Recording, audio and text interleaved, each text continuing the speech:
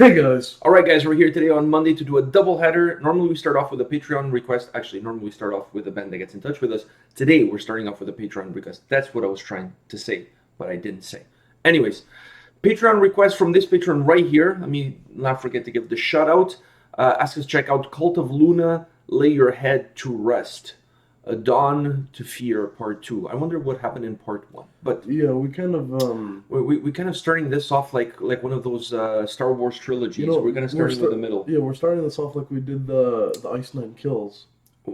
We're assuming there's a Part 1. I mean, why would you call it Part 2 if there isn't a Part 1? Yeah, I know. That would be a total clusterfuck. Anyways, Cult of Luna. This is a band we've never done on the channel. It's a very atmospheric band. So it's one of those bands that you kind of just have to sit back and kind of like let it all in. Take it all in. Take it all in, let it all sink in, and let the music take you where it might. You know what I mean? It's one of those almost out-of-body experiences. By the way, they're going to be touring in North America. They're coming to Toronto. They have a whole North American tour happening. 19 and over? Of course. Okay. Why do you even ask? Sure. It's like 99.9% of the shows are 19 and over. All right, so Cult of Luna, Lay Your Head to Rest. A Dawn to Fear Part 2. Are you ready for this? Yeah. All right, let's check this out.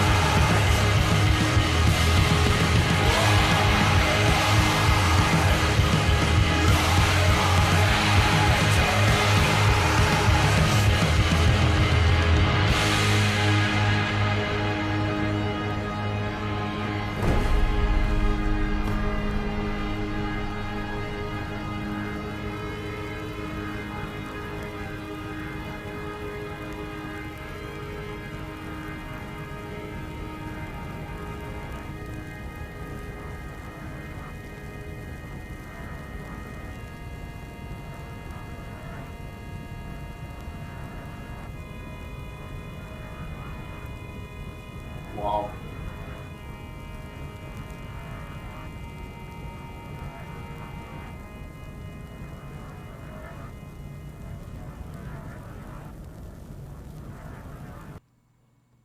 All right, let me pause that.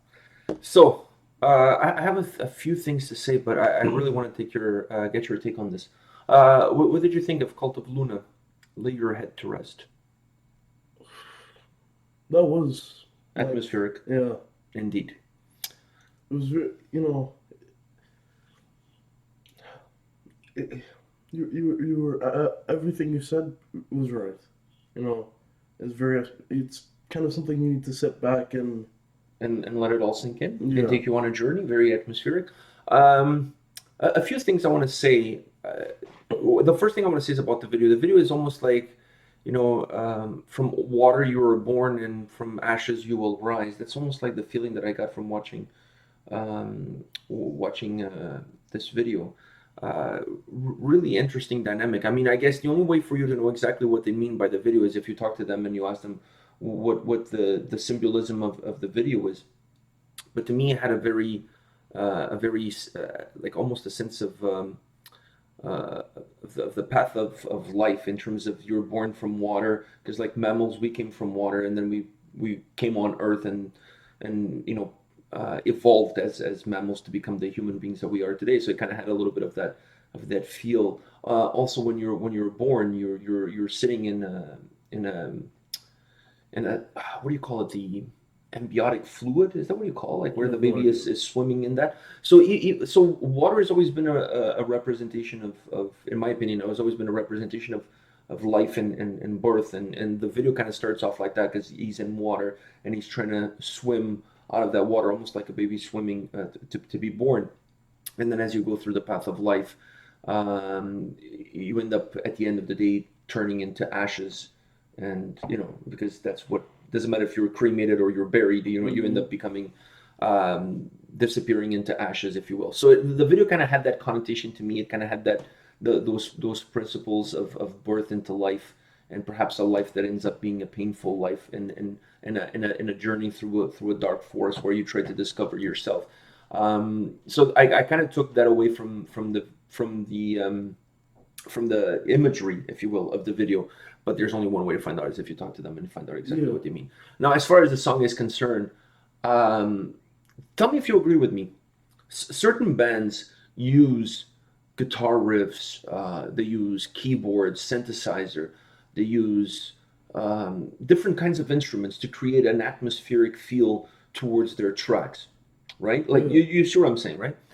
I felt that these guys, instead of doing that, they used the vocals as the atmospheric element, not the music. No. Did you get that same vibe? Yeah, I did. Because the vocals were more background. They weren't really exactly in the forefront. The forefront was mostly that bass line, which was killer, by the way.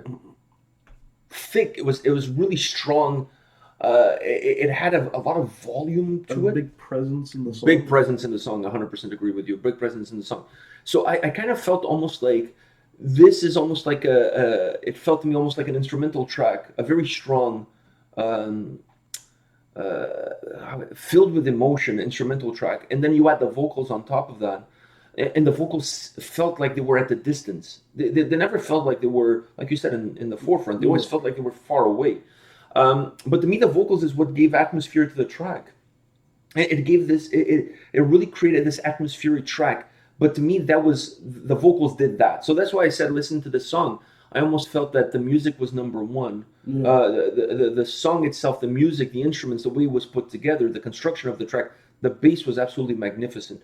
All the of bass those became the vocals kind of being in the forefront. Yeah, I agree with you with that. Almost like the bass became the vocals, the vocals became the bass. If you know what I mean? Like there was kind of a reversal of roles there. So I really felt that the song was really strong from that perspective, that they created a track that was atmospheric in nature, but not using the same elements that you normally get from bands, using the vocals as more of the atmospheric element that really added a mood and a vibe around the music itself. The music had atmospheric elements, sprinkles within itself, the way at certain moments it sounded. But the vocals to me is what elevated the track to that more atmospheric feel. You know what I mean?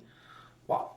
It's incredible how you can use the vocals from that perspective, really using them as an instrument more. The lyrics become almost secondary. It's really, to be honest, I didn't understand. That's what I'm saying. Becomes secondary. It's just really about the emotion that comes from that vocal delivery and how atmospheric that emotion then becomes when you put it all. There's a lot of sorrow in the vocal delivery. Definitely, pain, sorrow.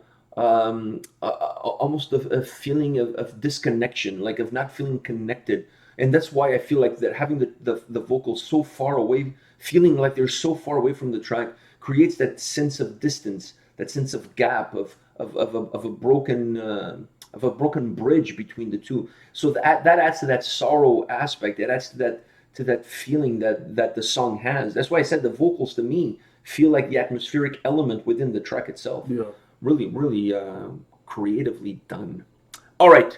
This is it for this first video, but don't go anywhere. There's another video coming right after, and that is a band that reached out to us and asked us to check out their song. So you don't want to go anywhere. Check them out. All right? Stay tuned, guys. See ya.